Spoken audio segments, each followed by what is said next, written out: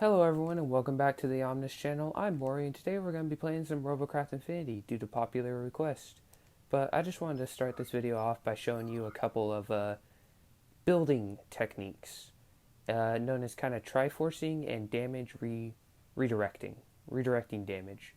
So I just kind of wanted to start off with this blank cube. We'll get to these red sections later. They're just different examples I want to show. So I just want to show how damage kind of first off works in this game. So let's say this is just the front of your bot or whatever is getting shot. Okay, I'll use color to simulate damage. So let's say you get shot here. This block will now get deleted because you got shot. But damage will not stop there. It will transfer to this block, this one, and this one, and even to these blocks if the damage is high enough. And the same goes for under it as well.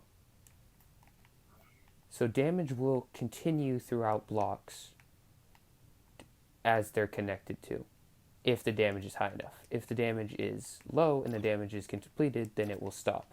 This is the rest of the white. So all this, after 1 or 2 laser shots, will get destroyed. And so ways to avoid just having entire chunks of your robot getting absolutely demolished is triforcing or damage redirecting. So an example of triforcing is an example right here.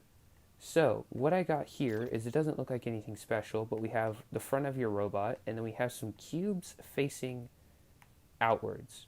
So these slopes right here aren't connected to these cubes.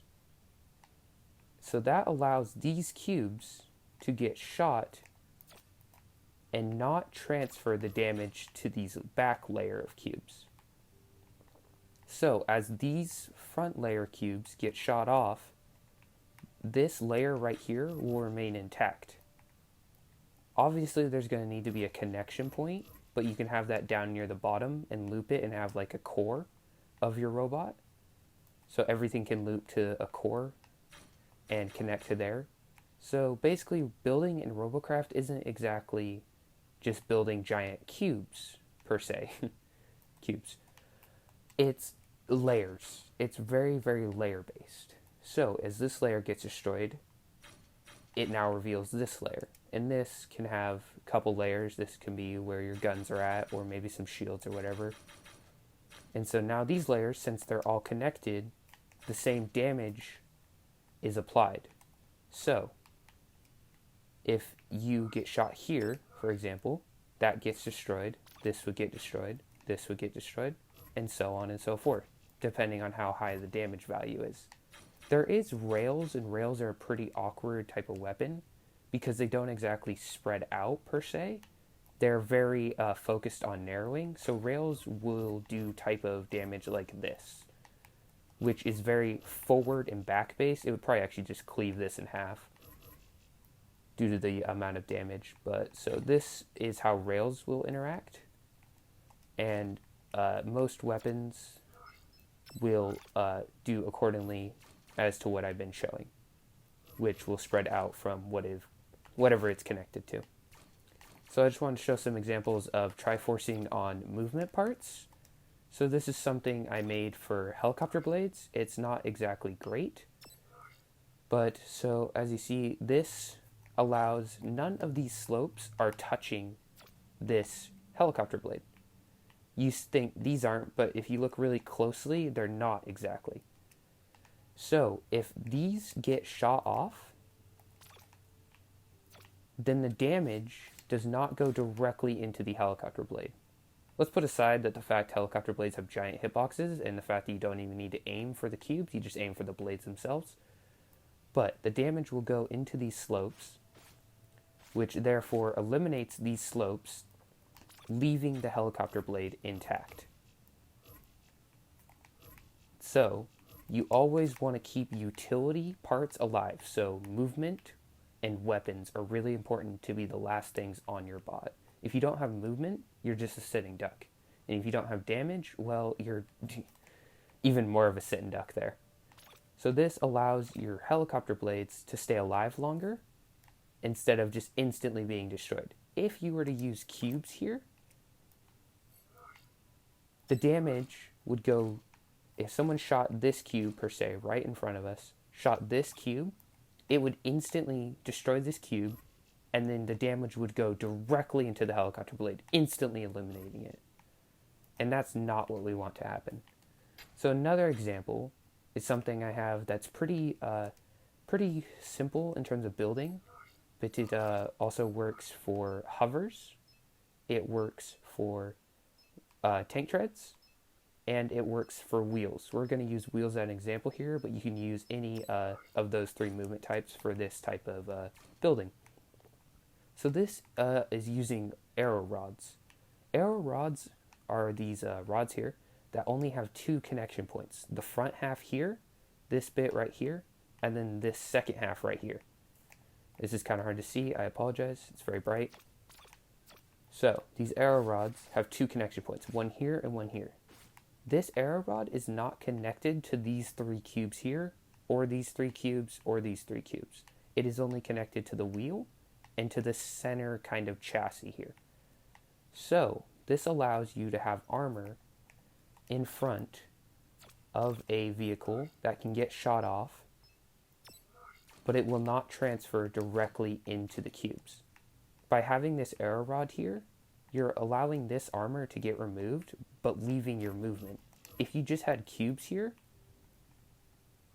like this, if these got destroyed, the damage would follow into these cubes, and therefore, see how this became red? Because it has no connection point?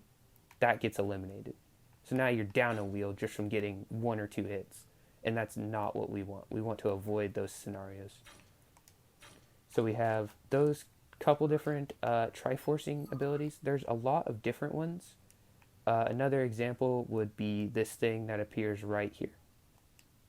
Okay, here we have an example of Triforcing in a weapon type of turret form. So we have a kind of outer wall of your robot here, and then we have another arrow rod that connects to what could be the middle or the front of the robot, just depending on, this is just a mount that will allow you to keep it alive. So what we want to avoid is this right here, as I built for an example, because this, well, this arrow rod is protected from the side here, because it's not connected, as you see right here. So if it gets shot from the side, this gun will stay alive because it's connected to the front. But that's exactly a problem we have right here. It's connected to the front. So what we kind of want to avoid is what we can do here is we can do something really basic that will keep this gun really, really powerful and really strong and increase this reliability, is delete this block right here, which, as you can see, disconnects everything. But that's kind of what we want with Triforcing. You want to keep things intact. So as you can see, this outer shell is no longer connected to this gun, which allows it to not exactly take damage. But obviously you have to connect this outer shell to your robot in a certain way, which is fine. But that's why you want to have a sort of core for your robot, the most protected part, which is obviously at the center. By having a core of your robot, let's say, you put all this on the other side here, you can have a core that connects everything up, and then you can have the armor at the front, which you could do this, which would connect the armor, and then you can do an example like how we had over here, where we had the slopes facing outwards that weren't connected. Let me just build those for you guys really fast. Okay, so now we have a front of the robot here, and as you can see, none of these slopes are connected, which allows this armor to get destroyed or popped off, and it leaves the front and the core still intact. And our gun mount is connected to the core, which is separate from the outer wall, which means if the wall gets destroyed, the gun will stay intact. And that is basically the basics of Triforcing. There's a lot of different examples. You really just need to kind of learn how connection points. So slopes are not connected this way, but slopes can get connected from the side. So this slope right here is connected to this cube on the side connecting, which would allow it to connect like that. Okay, that is just the basics of kind of Robocraft Infinity building. And we'll probably do a couple team deathmatches, and then we'll wrap up the video there. I'll see you guys on the battlefield. Okay, so we're in on my first team deathmatch of the day. We're playing on Spitzer Dam. I'm using an older bot of mine called Gracias. Don't know why the name stuck, but the name is there. It's a simple mech with 2 lasers. Pretty basic robot. Really focuses on putting a lot of the health into the legs, which allow it to have some survivability because mech legs have a lot of health. But hopefully we can get this first kill here. Looks like our teammate's doing some work over to the right. Let's help him out, also known as kill stealing, but whatever, it's helping. We're helping, okay? See if we can go up to the top of the dam here. Hopefully maybe go on a bit of a flank. Mech legs are really slow, or slower than some of the other movements. That guy got destroyed. Feels bad. Ah, flank. Kill the ostrich. Cut its neck off. There we go. Oh shit. Oh, there's the player. Oh fuck. We should probably run. He's using sprinter legs, which allow him to move significantly faster than me. But looks like he's gonna die there. 1 gun left. And there we go, we get him as well. But we're really low health, 8 health in a dream, and we should run. He's shooting at me. I'm very scared. I'm gonna hide behind this rock. No, no, no. You stay away.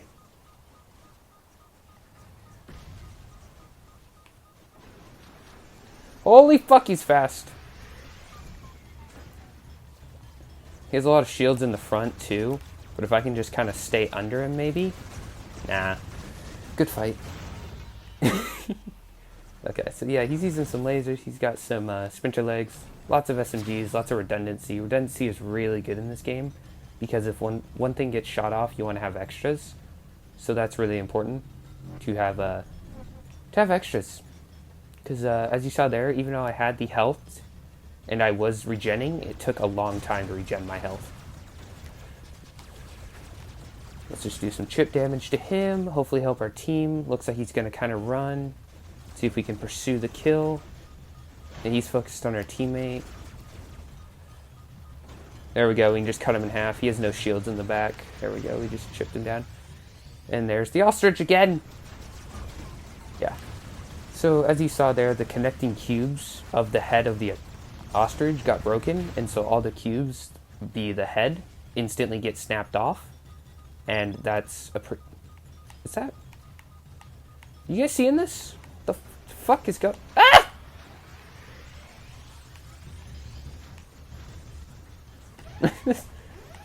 So confused.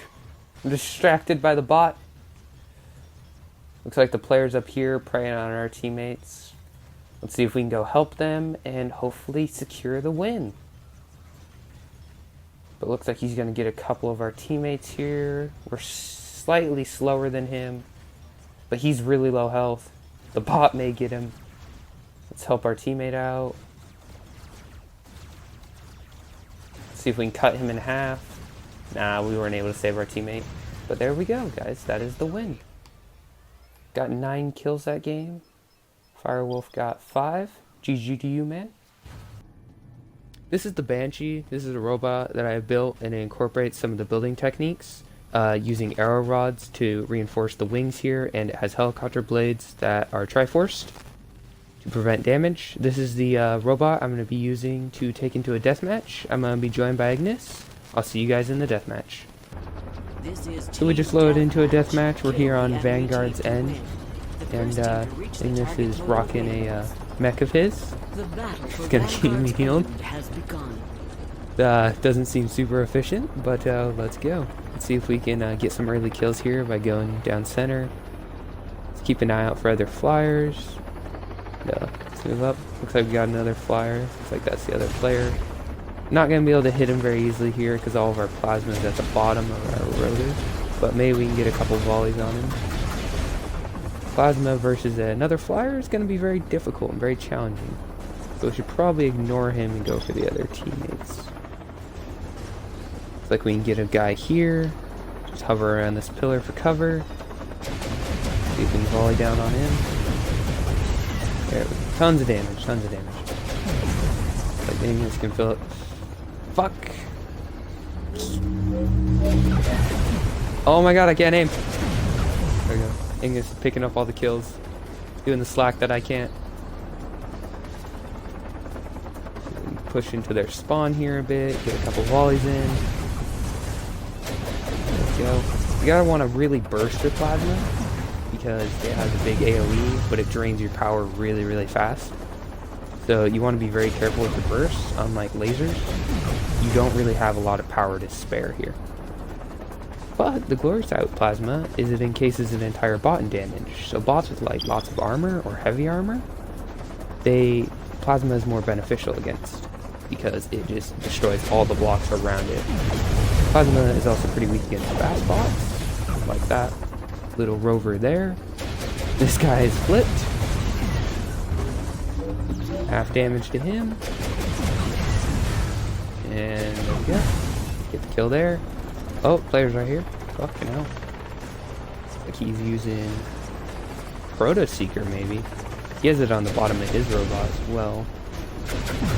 I'm having really hard trouble hitting this guy. I don't think he saw me. He's way faster than me because he's a flyer. His wings. I'm missing all my shots. I'm not even gonna try. We'll just steal that kill. There we go, helping the team. There we go, we'll steal that kill as well. You can zoom in here to get a better view so your robot doesn't block your camera. And there we go. We're almost there. Let's just get a couple more kills here. A little tip with flyers, you can hold down on the left trigger when you're using the controller to lower, or B works as well. So we need to get above this guy because he's using a Proto Seeker, so if we just go above him, he's going to have a harder time hitting me because he has to fly at me, and I can just raise up above him. So basically this aerial battle is just going to be involving who can get above the other person. Because all of his weapons are on the bottom of his track. So he's not very good against other flyers. But neither am I. So this is a very interesting duel per se. There's power coming in right there, the restrictions on the power. Victory! And there we go, there's the win. But that shows off some of the Triforcing and some of the rod reinforcing that this bot has. Not a lot of the rotors got destroyed. There wasn't a lot of players on the enemy team, but a lot of the armor in front of the robot got destroyed, but not the actual connections to the main body to the rotors, which is the purpose of the rods, because the rods were not connected to the blocks. I will go back into the garage and I will show you guys what was happening up closer, and see you there. Okay. So we're back in the garage here, and I just wanted to show you guys some of how the damage was actually working. So if an enemy were to shoot these connection points here that connect the I guess the wings of the helicopter here, the red shows the damage, so these would get destroyed, and even these could go to here. But because this armor right here, and because of this lower armor right here, is not inherently connected to these rods, only the main body here is connected to these rods, so this armor can get destroyed, but this will not destroy these helicopter blades or these armor plates, because the rods still stand, because the rods are only connected here and here, and here and here. Anywhere else, none of this rod is actually connected to these blocks or the blocks below it. So these all blocks here can get destroyed, but the rods will still stand. So therefore allowing me to stay in the air longer. That's kind of the purpose of Triforcing. It's just to keep your bot alive. And that's all for today. And see you guys in the next one.